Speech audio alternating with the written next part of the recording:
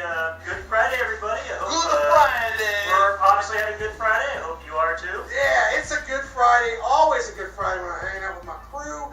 And per the usual, we are drinking beer, about to watch a horror movie. It is Adam's pick. Dougal, what you got up your sleeve, motherfucker? Well, we're continuing our selections that we received from Cinema Wasteland. So, Tom and Dale have done their picks, and I guess it falls to me for my own. So, for that, I decided that we would take a trip to the shopping mall. Oh, snap! It is the mid-'80s sleaze-tastic new wave slasher film, Shopping Mall. This is a classic. I used to watch it all the time back in the day. Johnny was telling us he's never seen it. I've never seen this before. What do you think of the prospects of a slasher movie called Shopping Mall? You can't go wrong with a cover like this. I mean, right off the rip. Yeah. I'm very intrigued here. Just Yes. because, I know the era. I know, I've seen many of this ilk. I've not seen this one in particular, so. I've got a lot of fond memories from the movie Shopping Mall, but it has been quite some time, guys, since I've last seen it, so who knows, we could be stumbling into another debauchery like the last horror movie review we did. Kind of harkens back to the area in which it was made. We're gonna blow off some steam with this here. We're definitely blowing something. Whoa! Yeah. Wowzer! Picks. All right, kick off the trailer, Tom. Robot blood.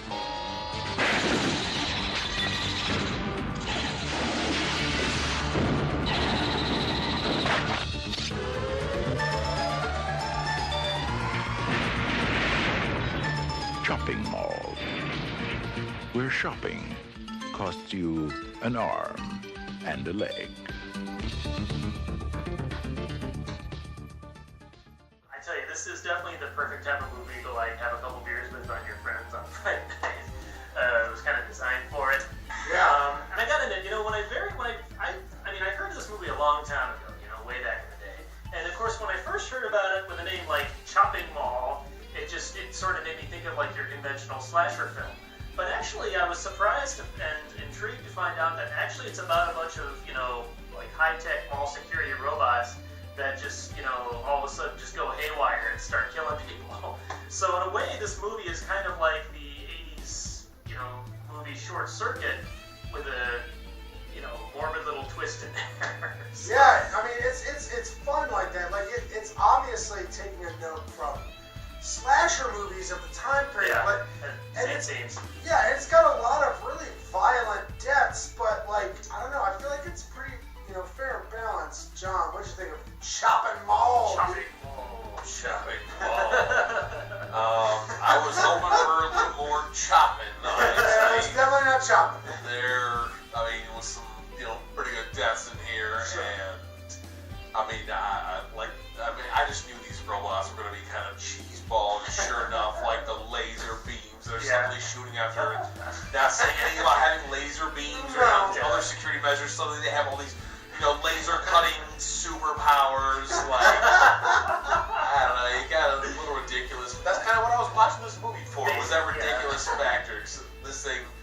It's called Shopping Mall. Yeah, Yeah, right.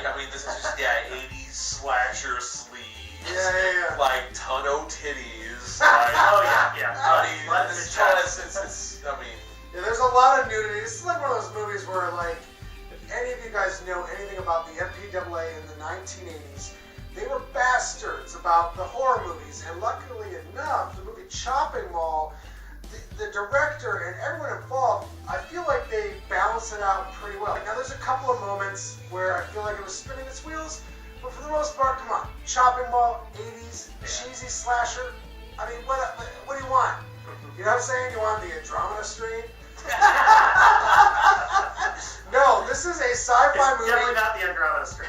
It's a sci-fi movie made for teenagers in the 80s that were drinking beers in the parking lot and sneaking into a slasher movie. That's what that is. So, in my opinion, I think we're going to go with the star count now because let's keep this nice and breezy, guys. There's not much to say about Shopping Mall. In Tom's humble opinion, I could give it a solid 6 out of 10. Rocket? Well, I really did like this movie and enjoyed it for what it was. We have So, I'm gonna start coming to give it a 7 out of 10. I had fun with it. You know, I mean, it's not like you said, it's not high art, but it is fun.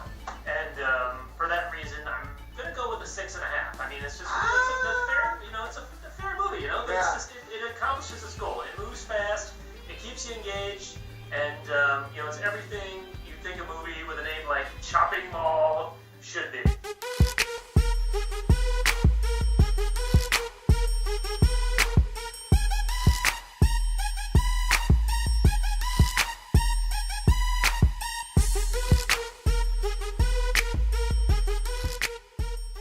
Gentlemen,